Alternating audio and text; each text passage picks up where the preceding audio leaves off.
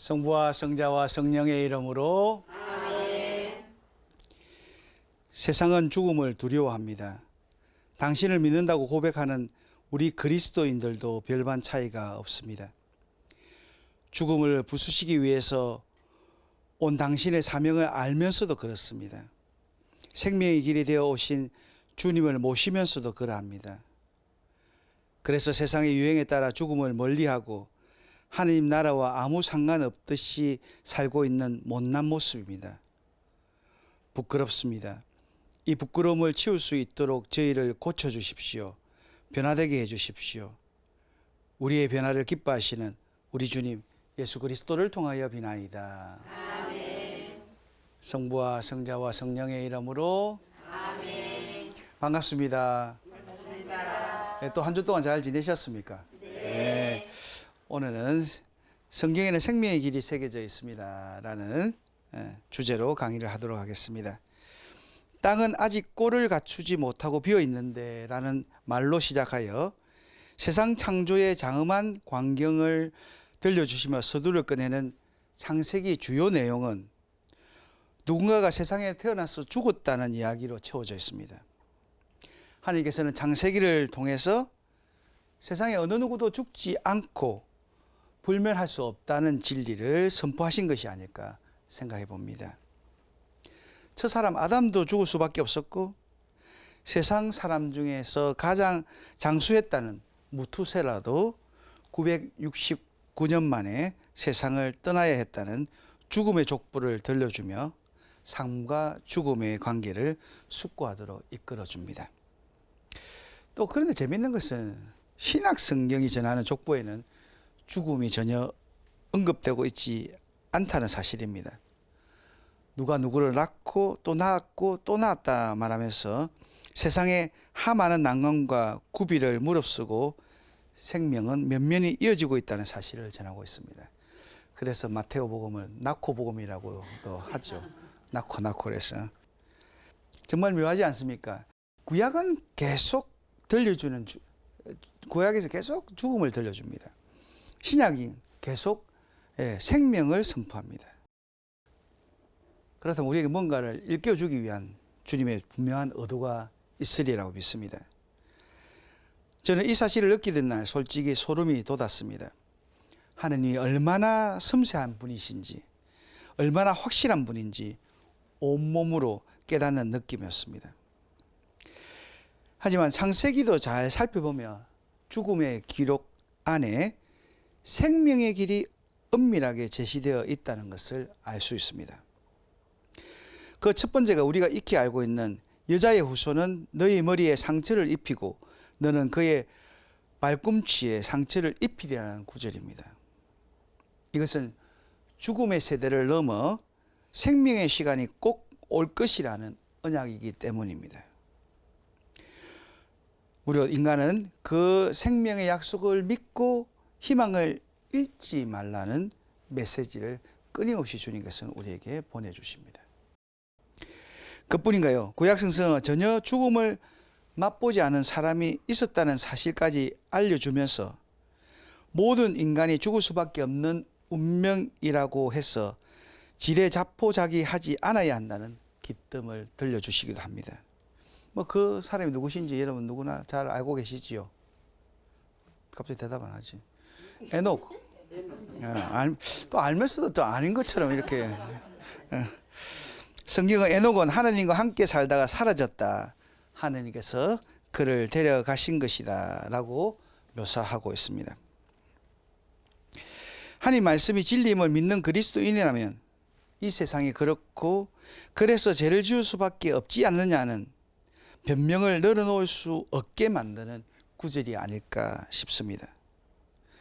죽을 수밖에 없는 인간이지만 예수님의 구원 역사가 일어나려면 까마득한 그 옛날 시절이었지만 우리 믿음의 조상들은 하나님께 온전히 의탁하며 하나님의 마음에 부합한 삶을 살고자 노력했다는 것을 우리는 구약 성경을 통해서 잘 알 수 있습니다.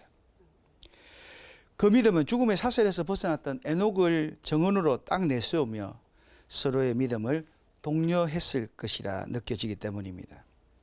이처럼 창세기에 기록된 믿음의 선조들의 이야기는 오늘 우리에게 생명의 길을 희망하며 살아가도록 돕는 뚜렷한 표징이 되어 있습니다. 사실 사람은 누구나 죽기 마련입니다. 이것은 어느 누구도 거슬릴 수 없는 하느님의 법칙입니다. 세상에 어느 누구도 늙어가는 것을 피할 수 없고 죽는 일에서 달아날 수가 없는 일입니다. 이것도 어느 누구도 부인할 수 없는 진리입니다. 지난 1월에 아버님께서 세상을 뜨셨습니다. 나름대로 정성껏 장례를 치러드렸는데 아버님의 마지막 모습을 온 가족이 지켜볼 수 있었던 것이 감사했고 장례 미사에 함께 해주신 주교님과 사제단 그리고 많은 신자분들께 덕분에 좀 뭐한 표현입니다만 장례 예식이 매우 성대하게 치러질 수 있었던 것도 아들의 입장에서 뿌듯했던 것이 사실입니다. 또 지금 방청하시고 있는 여러분들도 특히 말씀 방주 가족들도 많이 참석해 주시고 기도해 주신 거 그래서 이 자리에 들어서 감사드립니다. 근데 또 하다 보면 장례를 치르고 큰일을 치르다 보면 사실 이렇게 막 정신이 없어 지나가는데 또 안 알렸다고 또 불평한 사람도 있고 또 뭔가 정성 표현도 제가 혹시 답을 못 했다고 또 섭섭하는 경우도 있더라고요. 참 그러면서 이걸 통해서도 두루두루 제 부족함들 좀 용서해 주시면 좋겠습니다.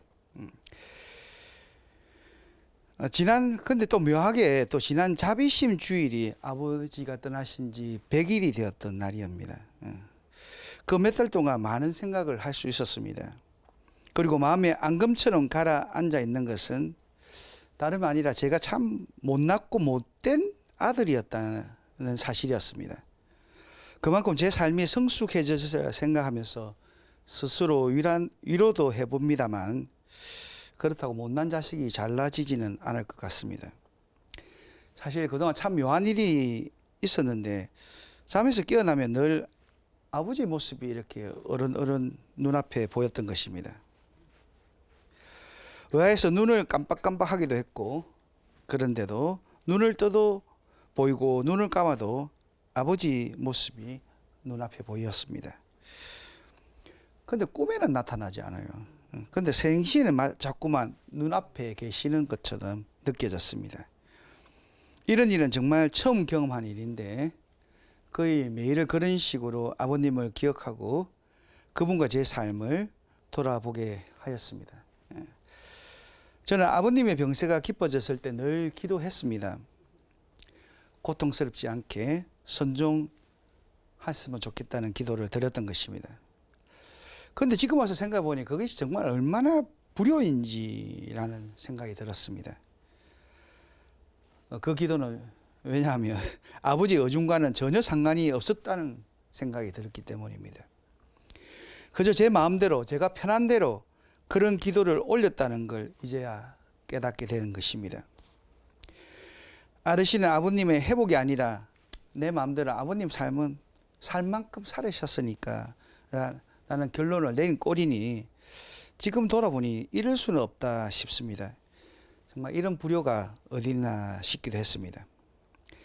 물론 이런 기도는 더라며 수명을 연장시켜 예를 쓰는 것에 비해서 훨씬 바람직한 그리스도인의 기도일 수는 있을 것입니다. 물론 저도 그렇게 생각했기 때문에 기도를 드렸고 하지만 이야말로 순전히 아들 된 입장에서 내가 편하려는 속셈이 아니었을까라는 생각을 떨치기 힘들었습니다. 그때 제 마음대로 아버님은 연세도 그만하시니까 세상을 떠나시더라도 별로 아쉬울 것 없을 것이라는 생각이 얼마나 대먹지 못한 아들의 생각인지 이제야 알겠습니다. 그것은 결국 아버님의 뜻이 아니라 제 결론이었다는 걸 아버님을 보낸 후에야 깨닫게 되었으니 참 모자라지요. 사실 저는 아버지와 그렇게 썩 좋은 관계는 아니었습니다.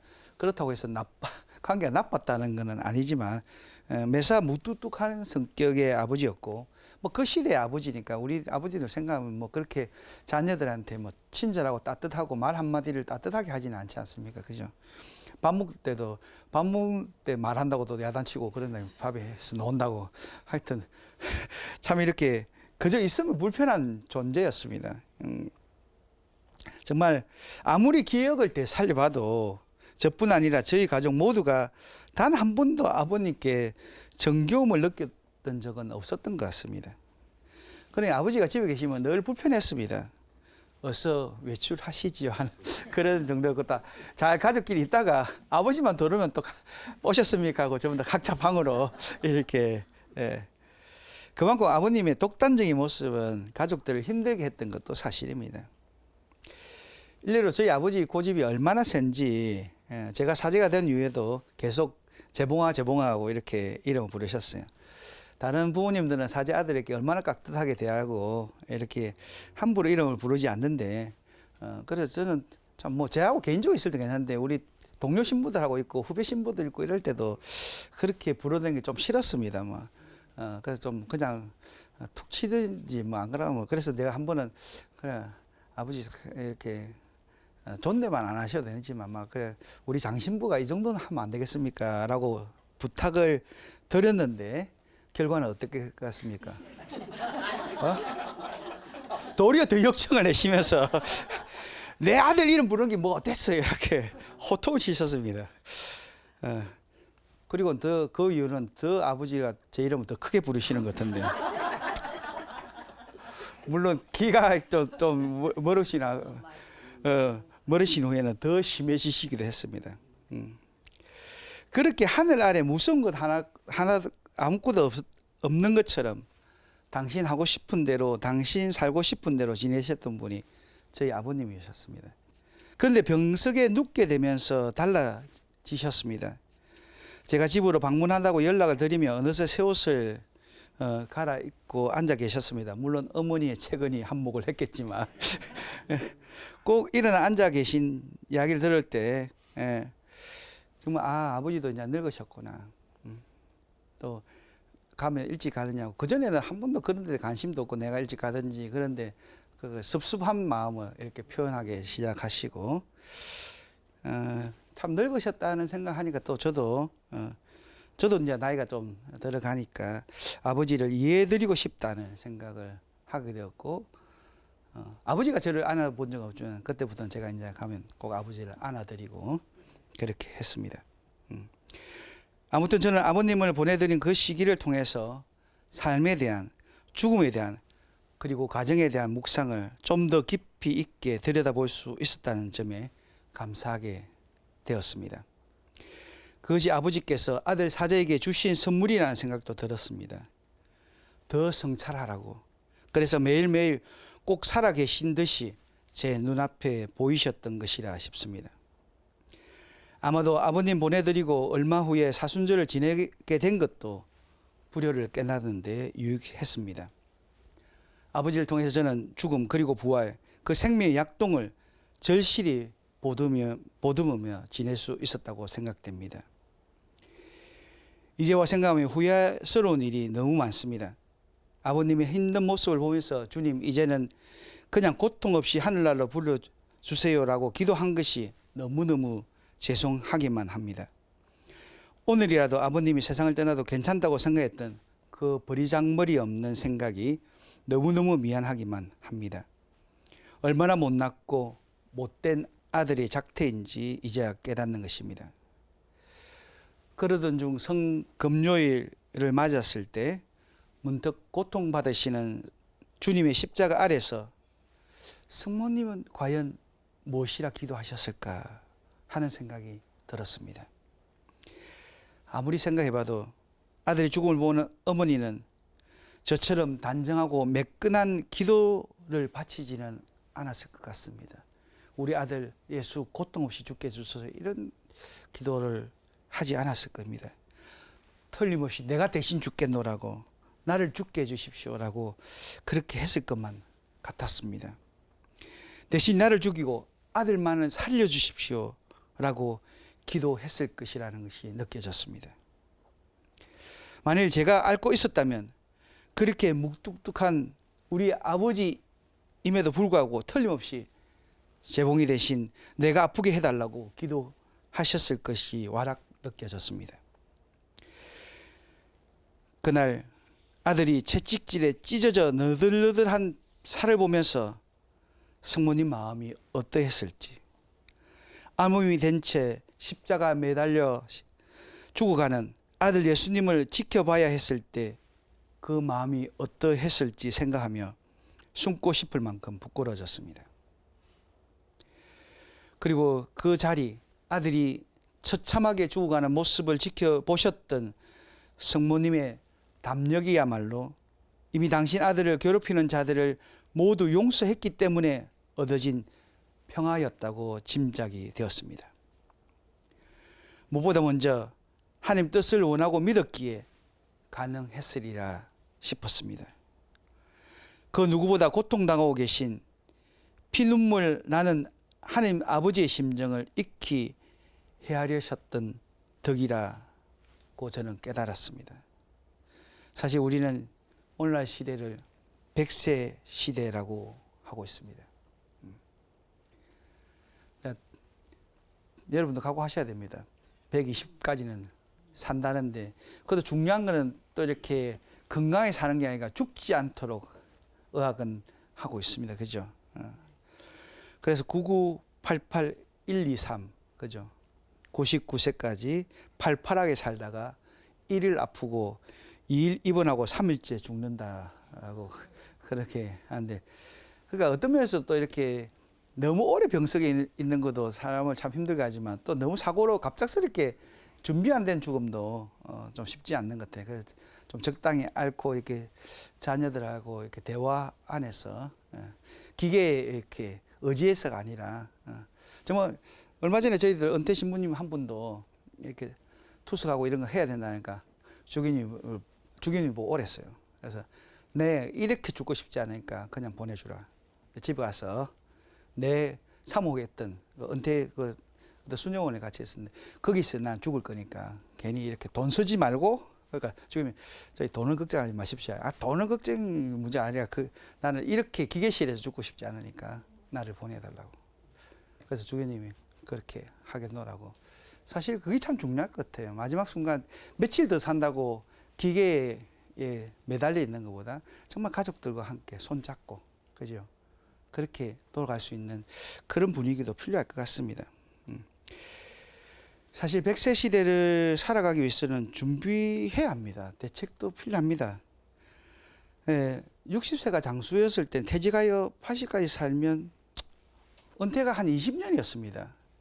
근데 지금은 100세가 되면 40년을 은퇴 생활을 해야 되는 거예요. 그러니까 시간으로 따지면 16만 시간이에요. 엄청난 시간입니다. 그 시간 동안 건강과 돈, 시간, 어떤 늙어감 이런 것에 대해서 다 생각을 해야 되니까 정말 뭐 우리 신부들이 뭐 이렇게 술하고 담배도 하면서 막 사람들이 걱정하면 죽으면 되잖아요. 그럼 죽으면 되는데 안 죽는 게 문제잖아. 그렇죠? 그래서 저도 할 말은 아니지만 근데 사실 그런 면에서 내 스스로만이 아니라 또 주위의 사람들을 위해서도 건강하게 살아가는 삶도 정말 필요할 것 같습니다.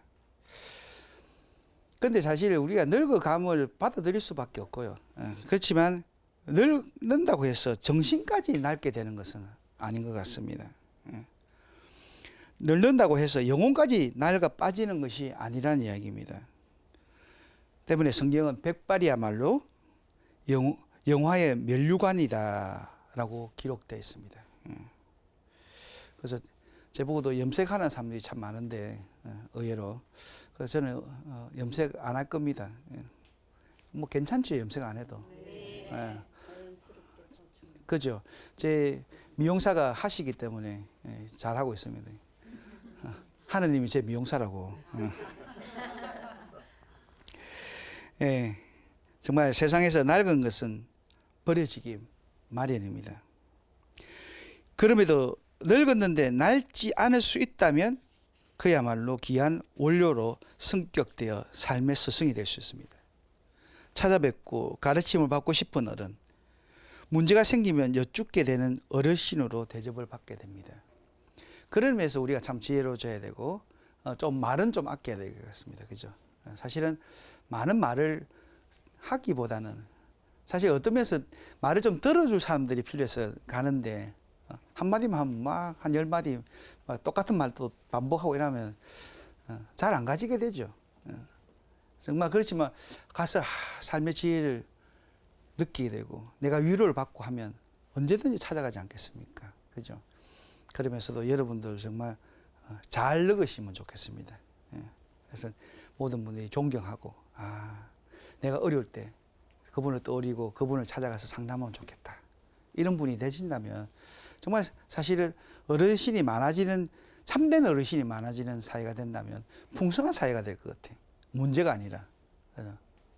그런데 의외로 나이가 들면 자꾸만 자기 것만을 생각하고 자기 중심적이고 자기 생각만이 고착화되다 보니까 그러기 위해서는 정말 끊임없이 나이가 들었어도 성경을 읽으시고 책도 읽으시고 생각도 하시고 그래야 될 것 같습니다. 정말 오랜 세월로 축적된 지혜야말로 젊은 세월로는 결코 얻어낼 수 없는 깊은 경륜을 갖게 됩니다. 사실 요즘 정보는 스마트폰 두드리면 다 웬만한 정보 다 나옵니다. 어떤 동시 가도 맛집 하면 탁 나오고, 그죠? 정확한 사전적인 용어도 다 이렇게 정보로는 이렇게 정보를 위해서는 책 안 읽어도 됩니다. 정보는 두드리면 되니까. 하지만 그 정보를 넘어서는 지혜는 다만 지식으로만 알 수 있는 게 아니라 또 오랜 연륜이 필요하고 그것이 또 쌓고 이래서 정말 단단해지고 깊이를 가지는 그런 장맛을 낼 수 있는 것은 나이도 시간도 필요한 것 같습니다. 살아온 연륜만큼 삶에 대한 묵상이 쌓이고 풍성해진다면, 믿음의 세월만큼 기도가 넉넉해진다면 이것이야말로 늙어짐의 면류관이 아닌가 생각이 됩니다. 물론 늙어지더라도 생각과 말과 행위가 낡아지지 않도록 단속해야겠습니다. 대체로 노인들은 뜨거운 감성도 없고 빛나는 창의력도 없다고 치부해버리는 경향이 있는데 이런 오해를 삼가해야 되겠고 어르신들 스스로 그렇게 되지 않도록 노력을 해야 될 것 같습니다. 마음의 물기가 마르지 않도록 각박한 마음을 촉촉하게 유지할 때 나이가 들어도 밝고 진취적인 생활을 할 수 있을 것입니다. 연륜이란 이렇게 더 넉넉해지고 더 푸근해지는 삶의 선물이라고 생각합니다. 아이고, 지는 짜다 나이도 안 들었으면서 너무 그런 소리 한다고 그런 생각을 하시지는 않지요. 네. 삶의 경륜이 녹아든 높고 깊고 넓은 통찰력은 젊은 세대의 기감이 될 것입니다. 그런 의미에서 노년은 주님의 선물입니다. 그것을 제대로 살아내는 것이야말로 삶의 큰 축복이라고 할 수 있겠습니다. 사실은 노년이 될수록 신앙은 완성 단계로 접어들어야 되는 천국의 후보생으로 준비되어야 됩니다. 그죠? 그래서 저는 노인대학을 제가 담당하고 있는데 갈수록 이렇게 신앙적인 측면에서 더 힘써야 되고 성경적인 면에서 또 기도도 삶에 바빠서 못했다면 이제 기도도 더 많이 해야 되는 그런 시기, 신앙적으로 더 완숙한 단계를 향해 가는. 그러니까 늘 노래나 하고 이렇게 와서 노래자랑 하고 이런 데코레이션만 아니라 정말 이게 삶에도 깊이를 더하고 또 하나님에 대해서 점점 더 잘 알아갈 수 있는 그런 대학이 노인대학이 돼야 되지. 그러지 않으면 사실 성당에서 할 이유가 없다고 생각합니다. 워낙 요즘 사회에서 잘하잖아요. 복지관에서 이런 데 잘하는데 그것을 우리가 굳이 따라서 할 필요, 그거 해봐야 저희들은 상대가 안 됩니다. 지원이나 이 모든 면에서 그들이 더 잘한 건 그들이 한테 맡기고 또 그거 가서 하실 분은 그거 보내고 정말 우리 안에서는 정말 신앙적인 노인대학이 돼야 되지 않은가. 차별화가 되지 않으면 정말 우리는 퇴보할 수밖에 없을 것 같습니다.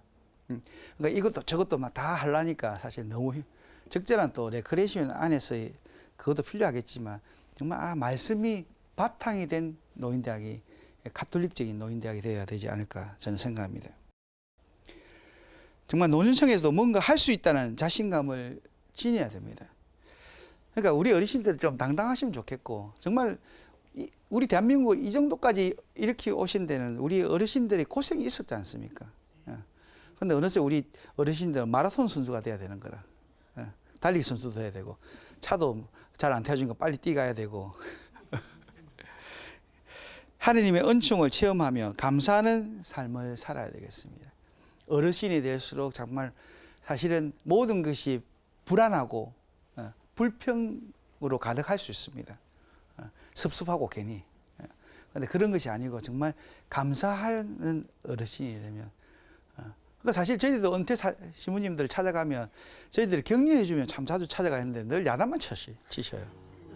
요즘 젊은 세대는 신부들은 그래 살면 안 된다 뭐 이러면 처음에는 예 감사합니다 하는데 자꾸 하시면 사실 부담스럽잖아요.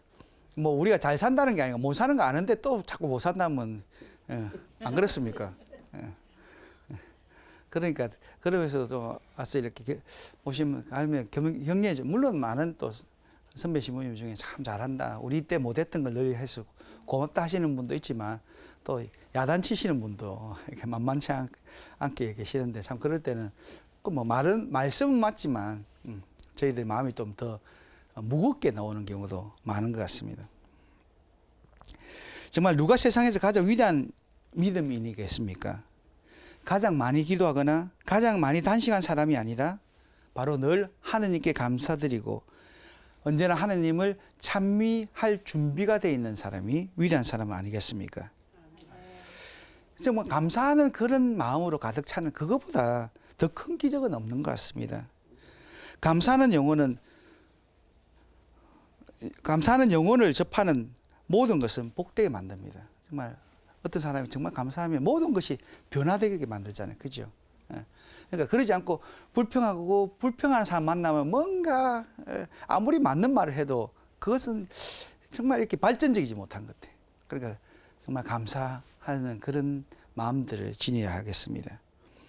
데아르드 사르댕 신부님의 아름다운 노년을 위한 은총을 청하는 기도를 수시로 바치는 것도 좋은 방법일 것 같습니다. 제 몸이 약해지기 시작할 때, 그 사실이 자꾸 마음 쓰일 때, 움츠려들거나 갑자기 충격적인 병이 찾아올 때, 아프거나 연로해지고 있다는 사실을 불현듯 깨닫는 괴로운 순간에 자신을 주체할 힘을 잃어 저를 지으신 알 수 없는 위대한 분의 손에 완전히 맡겨질 때, 오 하느님, 그 모든 어둠의 순간에 존재의 우를 풀어 헤치는 분이 당신임을 깨닫게 해주십시오. 제 존재의 정수를 꿰뚫어 당신 안에 온전히 저를 품기 위해 그렇게 하신다는 것을 깨닫게 해주십시오. 좀 우리 존재가 무엇이고 어떻게 있을 때 행복한지를 깨닫는다면 우리는 감사할 수 있을 것입니다. 영원하신 하나님 앞에서 인간은 한낱 먼지마도 못한 존재입니다. 자신 동생까지 죽이면서까지 살기를 갈망했던 카인도 늙고 마침내 죽었습니다. 이렇게 성경은 삶이 죽음을 향해 나아가는 여정이 아니라 선한 일을 행함으로써 선한 열매를 맺는 절호의 기회임을 알려주고 있습니다. 우리가 어떤 삶을 사는가가 더 중요하다는 거예요. 창세기에 이렇듯 인간의 죽음을 전하고 있지만 죽음이 결코 죄의 결과가 아닌 선물이라는 사실을 확인시켜 주는 것입니다. 죽음을 통해서 참 영복의 길로 들어간다는 사실을 확신하게 하는 것입니다. 주님을 믿는 그리스도인에게 죽음은 부활을 향한 도약이라는 사실을 꼭 기억하라고 외치고 있는 것입니다. 그래서 이제부터 주님 안에서 죽는 이들은 행복하다라고 묵시록은 이야기하고 있습니다. 죽음을 두려워하는 세상은 갖은 몇 수를 동원하여 죽음을 피할 수 있는 방법을 찾고 있지만 우리 믿음인에게는 죽음이 곧 하늘 문이 열리는 시간이라는 거예요. 그래서 정말 천국을 노래해야 되겠습니다. 영원한 생명으로 교체되는 소중한 시간인 것입니다. 이렇듯 창세기는 우리가 주님의 뜻을 따라 살아갈 때 행복한 죽음을 맞이할 수 있다는 점을 여실히 증거하고 있습니다. 살아온 삶을 통해서만 맞이할 수 있는 복된 죽음을 놓치지 않도록 평소에 매일 매 순간을 주님의 뜻에 맞도록 살아갈 것을 권하고 있습니다. 물론 성경은 당신께서 사랑하시는 믿음의 사람일지라도 어려운 일을 겪을 것이며 때론 황당한 사건에 휘말릴 수 있다는 것을 숨기지 않습니다.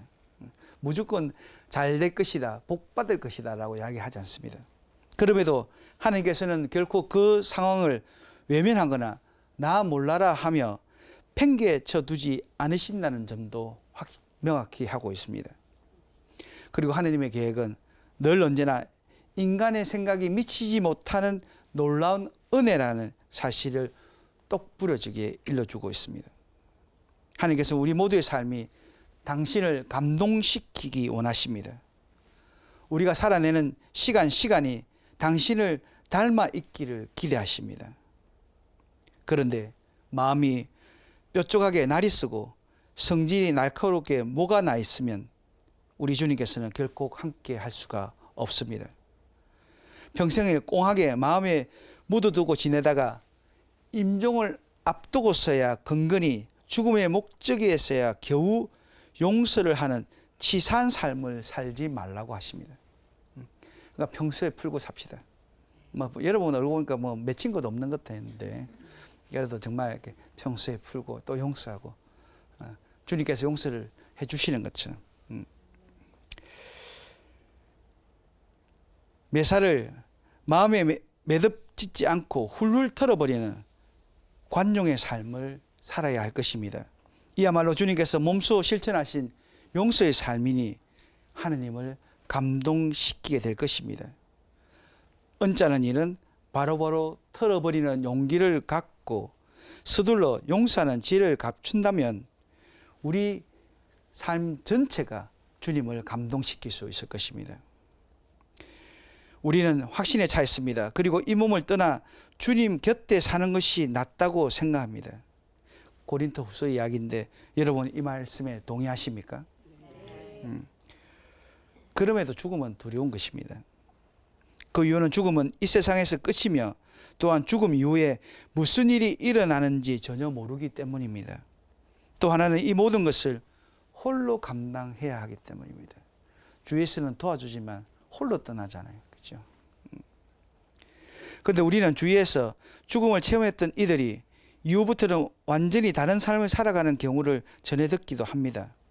그리고 보면 죽음을 경험해 봐야만 왜 예수님께서 우리에게 참 삶을 살라고 당부하셨는지를 철저히 깨닫게 되는 것도 같습니다. 그래서인지 바오로 사도는 우리가 우리의 죽음에 대해서 똑바로 알도록 준비시키시는 분이 하느님이시라고 말합니다. 뿐만 아니라 그 보증으로 성령을 우리에게 주셨다고 말합니다. 죽음에 관하여 성령께서 정확히 가르쳐 주신다는 것입니다. 때문에 인간이 죽음을 준비하는 가장 좋은 길은 선하신 하느님을 알고 하루하루 사랑을 실천하면서 살아가는 것이 제일이라는 것입니다. 그래서 주님께서는 내가 이렇게 너희 무덤을 열고 그 무덤에서 너희를 끌어올리면 그제서야 너희는 내가 주님임을 알게 될 것이다 라고 말씀하셨습니다. 정말 그렇게 선하신 주님 하나님을 믿고 매일매일 사랑을 실천하고 사는 사람에게는 분명한 영원한 생명이 열려 있는 것입니다. 물론 우리는 죽음에 관한 분명히 인식하는 것이 있는데 이 땅에서 삶은 여행이라는 점과 또한 우리 몸은 여행에 필요한 텐트일 뿐이라는 사실입니다. 이것은 제가 지어낸 말이 아니라 바로 사도가 한 말 아닙니까? 우리의 이 지상 천막집이 허물어지면 하나님께서 마련하신 건물 곧 사람 손으로 짓지 않는 영원한 집을 하늘에서 얻는다는 사실을 우리는 압니다. 장례식에 나오는 미사 통상문의 한 부분이기도 하죠. 성경 말씀이 진리임을 감안할 때 죽음은 영원한 고향으로 돌아가는 과정일 뿐입니다. 정말 그러니까 겁낼 것이 없다는 것을 누누이 성경은 이야기해 줍니다. 이렇게 죽음 이후에 돌아갈 영원하고 행복한 집이 있다는 것을 알고 있다면 두려울 것이 없습니다. 사실 이런 믿음이 우리 삶의 질을 변화시킵니다. 사실 그러니까 우리는 그런 확실한 내세관을 우리 그리스도인들이 많이 천주교인들이 특히 잘 안 가지고 있는 것 같아요. 죽어봐야 알지. 죽어본 사람 있나 뭐. 그러면서 이 지상의 것에 대해서 굉장히 연연을 하다 보니까 똑같은 논리로 세상을 살아가는 것 같습니다. 우리는 정말 어떤 면에서 차원이 다른 세상에 살고 있음에도 불구하고 정말 이 땅에서의 삶이 천국을 결정하지 않습니까? 사실 주님께서 우리를 네 천국, 네 지옥을 이야기하는 겁니다. 우리 삶이 어떤 것에 다른 결과일 뿐이죠.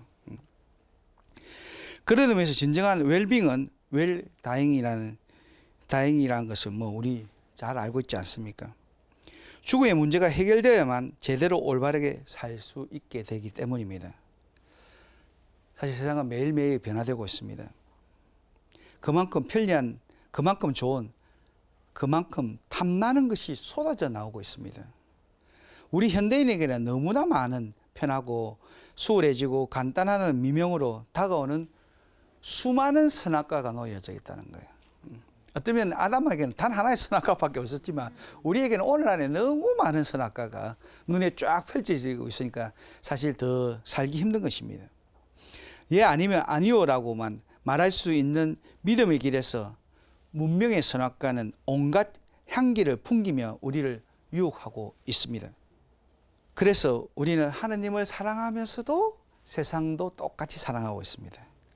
하느님도 사랑하고 세상도 사랑하는 것이 마치 사랑이 더 많은 사람인 양 오해하기도 하는데 하느님과 세상의 양다리를 걸치고 살아가는 것이 마치 능력이 있는 양 또 어서되기도 합니다.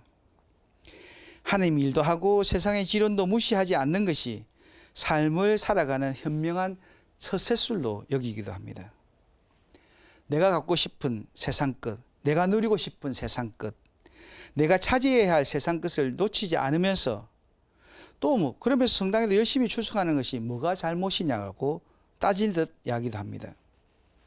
이렇듯 적당히 하나님의 말씀을 희석해놓고 살아가면서 그것이 마치 사랑이 많아서 하나님도 좋고 세상 것도 좋아하면서 기쁘게 살아가는 거로 착각하기도 합니다. 지금 당장에 최고로 갖고 싶은 것이 무엇입니까? 지금 내가 가장 사랑하고 좋아하고 원하는 것이 무엇입니까? 그럼 무엇이 떠오르십니까?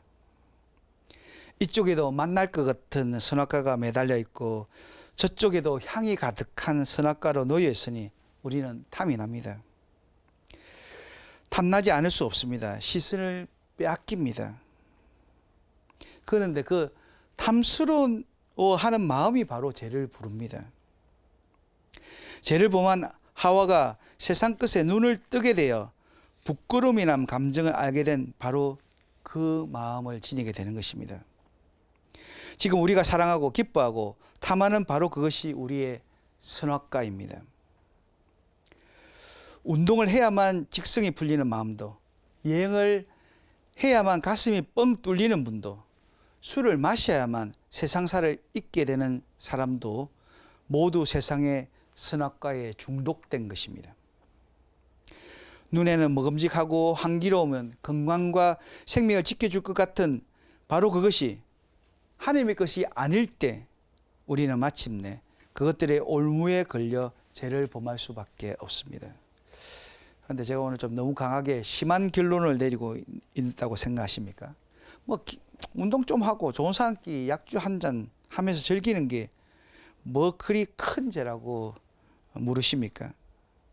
겨우 하나를 가졌을 뿐이라고, 아주 조금만 차지했을 뿐이라고 자기 합리화하는 그 마음이야말로 하나님의 뜻을 거부하고 외면하게 되는 시발점이기 때문입니다. 자기 합리화에 능한 사람은 결국 그 무엇보다 하느님을 더 사랑한다는 자부심 때문에 참 생명을 잃게 될 수 있습니다.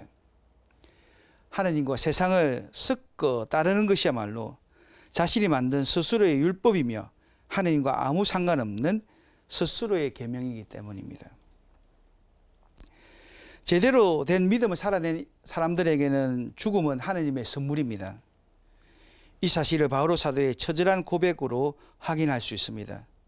우리는 이 천막 속에 살면서 무겁게 짓눌려 탄식하고 있습니다. 이 천막을 벗어버리기를 바라는 것이 아니라 그 위에 덧입기를 바라기 때문이라고 말합니다.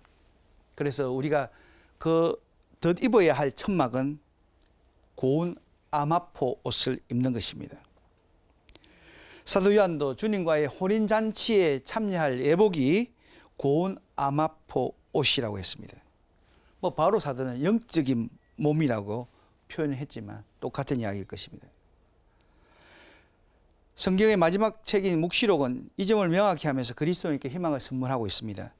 그 신부는 빛나고 깨끗한 고운 아마포 옷을 입는 특권을 받았다라고 표현합니다.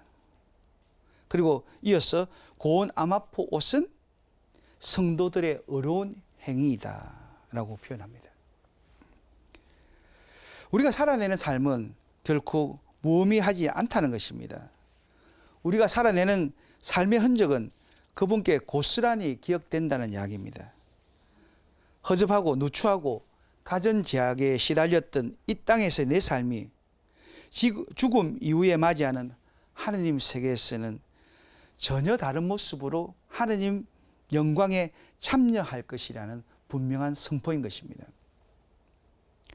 어느 책에서 사람을 미워하고 원한을 품는 것은 몸에 피를 엉키게 하여 혈액순환을 막아버리기 때문에 건강의 적이라는 글을 읽은 적이 있습니다. 사실 우리 몸에 피가 엉켜 있는 것을 어혈이라고 하는데 이것만큼 마음과 영혼에 나쁜 작용을 하는 것이 없다고 합니다. 인간의 영혼에는 각자의 주파수가 있는데 육신을 벗으면 그 주파수가 같은 영혼끼리 모인다고도 합니다. 그래서 악한 주파수의 소유자들이 모인 곳이 지옥이고 선한 주파수의 소유자들이 모인 곳이 천국이라는 이야기가 됩니다. 오늘 이 시간 이 자리에 함께하고 또 방송에 듣는 분들 가운데 과연 몇 사람이 그 고운 아마포 옷을 입을 수 있을까요? 저는 여러분 전부 다 고운 예쁜 아마포 옷을 입었으면 좋겠습니다. 네. 성경은 우리 모두 그리스도의 심판대의 앞에 나서야 합니다. 그래서 저마다 좋은 것이든 나쁜 것이든 이 몸으로 한 일에 따라 갚음을 받게 될 것입니다 라고 분명히 이야기합니다. 좋은 천국의 입성은 딱 하나입니다.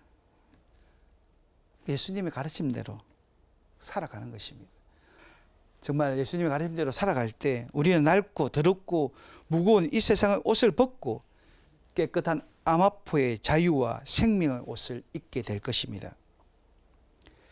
우리가 그날 그곳에서 고운 아마포 옷을 입으려면 정오심을 버리고 용서하는 것이 세상의 방법이라는 것을 꼭 기억하시면 좋겠습니다.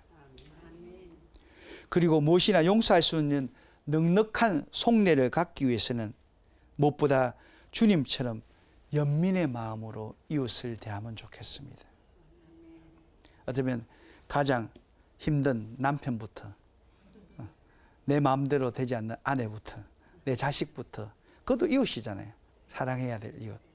그런 주님의 연민으로 바라본다면 또 다른 차원으로 우리는 다가갈 수 있을 것 같습니다. 그러지 않고 다 우리가 평소 봤던 그 습관 그대로 보면 참 못 살지요. 안 그렇습니까? 오늘 우리가 여기에 모여서 죽음을 넘어선 생명의 말씀을 들을 수 있는 것이 다름 아닌 우리를 불쌍히 여기시는 하느님의 자비심 덕분이라고 생각됩니다. 하느님께서는 아주 특별하게 우리들이 당신처럼 자비를 베풀며 살 수 있다라고 우리를 믿습니다. 그러니까 참 그럼 하나님도 배짱도 두둑한 것 같아. 우리를 어떻게 믿는지, 그죠? 하나님이 좀 모자라나? 하나님이 모자라지 않습니다. 그렇다면 그 믿음이 분명하다는 거예요. 비록 우리는 우리를 볼 때 참 그런 자비를 뭐 하고 그런 넉넉함 못 지낼 것 같은데 주님이 우리를 믿으신다는 거예요. 그러면 우리도 할 수 있다는 거예요. 그런 면에서의 어떤 우리 확신도 중요할 것 같습니다. 우리 스스로 오는 확신이 아니라 주님께서 주시는 확신이라는 것. 저와 여러분 모두가 온힘을 당해서 주님의 당부를 지켜낼 수 있으면 좋겠습니다. 바오로 사도의 정언으로 이 강의를 마감하겠습니다. 나는 그 가운데서 첫째가는 죄인입니다. 그러나 바로 그 때문에 하나님께서 나에게 자비를 베푸셨습니다. 그리스도 예수님께서 먼저 나를 당신의 한없는 인내로 대해 주시어 영원한 생명을 얻으려고 당신을 믿게 될 사람들에게 본보기로 삼고자 하신 것입니다. 정말 주님을 믿는 모든 그리스도인에게 영복을 허락해 주시기를 청합니다. 아멘. 기도하겠습니다. 성부와 성자와 성령의 이름으로 아멘. 당신의 말씀을 듣고 당신의 몸을 모시는 우리임에도 당신께서 손수 마련해 주시는 암화포를 입기에는 턱없이 모자랍니다. 그래서 더욱 정오심을 버리고 용서하는 삶을 바라는 당신의 바람을 채워드리고 싶습니다. 오직 당신의 자비심에 의탁하오니 저희들을 변화시켜 주시어 하느님 자녀답게 살도록 해 주십시오. 진홍같이 붉은 우리 죄를 용서해 주시는 자비의 우리 주님 예수 그리스도를 통하여 비나이다. 아멘. 성부와 성자와 성령의 이름으로. 네, 수고하셨습니다.